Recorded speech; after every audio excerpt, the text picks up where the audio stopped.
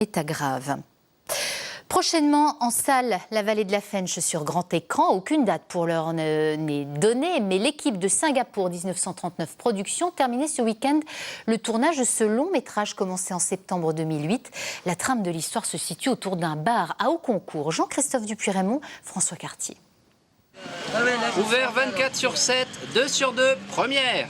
Ce clap est l'un des derniers du film intitulé Ouvert 24/7, un long métrage tourné essentiellement dans la vallée de la Fensch en Moselle, mais qui ce week-end, pour les séquences fil rouge, avait pour cadre ce bar d'Auconcourt.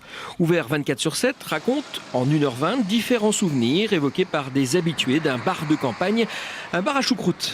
Un peu indéfinissable, à mi-chemin entre le polar d'horreur et la comédie décalée, ce film est le bébé de Thierry Payard, réalisateur mosellan, et d'un jeune scénariste alsacien présent chaque week-end depuis 9 mois sur le tournage.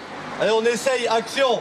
C'est totalement différent, c'est complètement jouissif de voir enfin des images, quelque chose de physique sur des mots et d'avoir toute une équipe de gens qui sont aussi passionnés et qui travaillent sur finalement un support qui est totalement dématérialisé.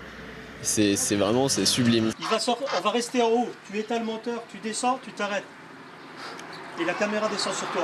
Et on prendra un raccord, on essaye ça. L'originalité d'Ouvert 24/7, c'est son équipe de tournage. À l'exception de 2 des acteurs, elle est uniquement composée d'une vingtaine d'amateurs bénévoles.